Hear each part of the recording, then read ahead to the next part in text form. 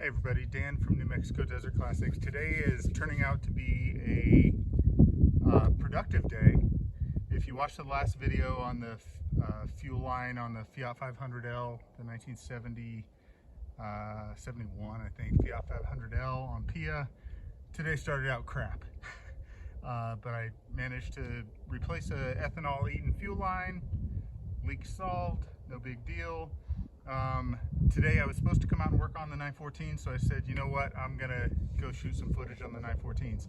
So when I say the 914s, we're talking a 74, 73, 74, I forget, 914 2-liter that my son is gonna build, and this 76 2-liter 914. Obviously it's a 76, which obviously makes it a 2-liter. Don't know why I said that redundantly.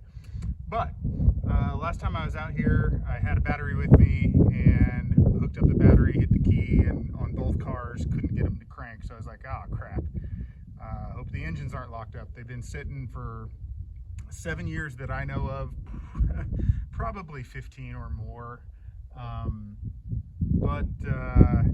So I wasn't sure, but the configuration of the 914 with the Type 4 engine mounted, mid-engine, with what would normally be the back of a Type 4 in a bus, ends up being on the front side, and it's right up against the firewall.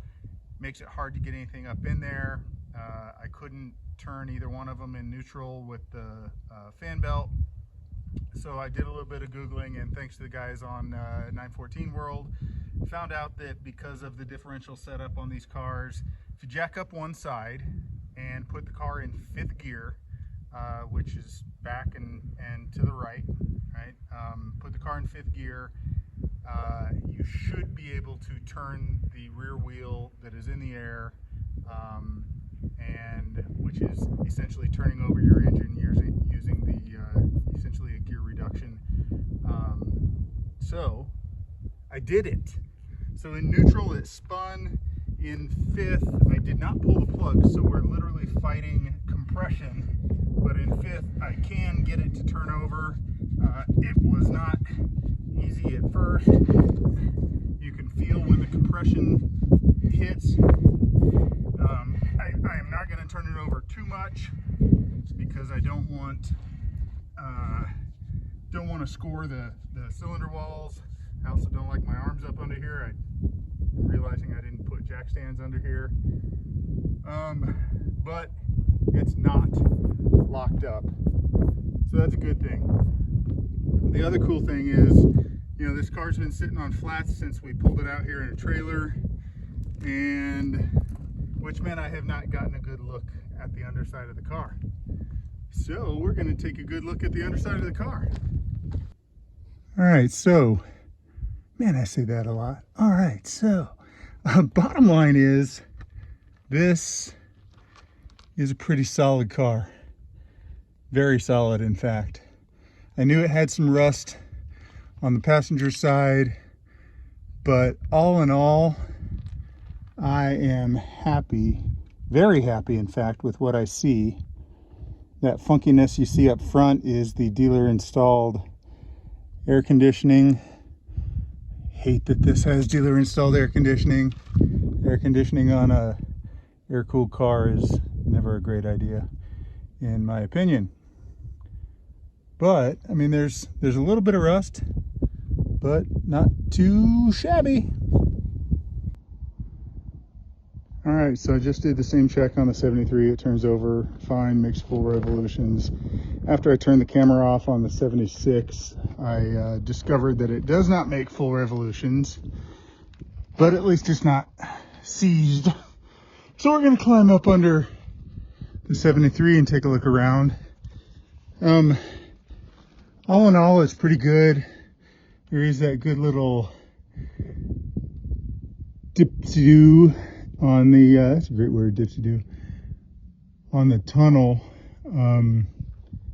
Everything else looks good and solid, which I'm a big fan of. Means we just need to clean up the pan. We'll probably cut that out and weld in some new metal there. And on the inside, we'll clean it up and replace the seat mounts, because those have rusted over the years and they're pretty well shot. All right, now we know what it looks like under the 73 and the 76. I am a big fan of this car. Just going to give you a peek at the interior again. Yes, the bottoms of the doors are a little rusty. Yes, it looks like it's had some Bondo over the years. Original Delphi green car.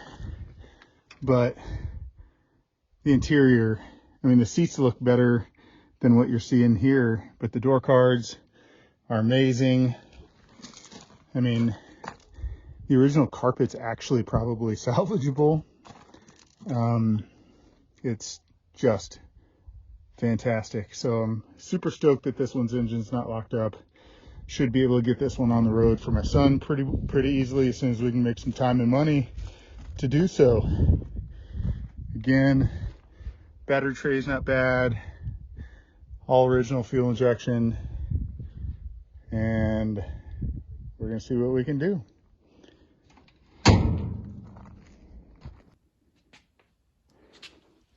All right, so I know you can't see these too well, but I went ahead and pulled the spark plugs out of the 76 2-liter.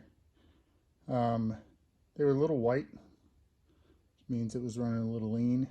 Other than that, it was all good. The one on the right there was a little difficult to pull. Looks like it was nice and corroded in there, but pretty sure I didn't strip anything taking it out. So I pulled the spark plugs specifically to dump some Marvel Mystery Oil down it. Unlike most things that people swear by, this stuff's not expensive. At Napa, $8.99, and it's got plenty in it. So we're going to give it a shot. I'm going to try and come back next weekend and see what we can break free.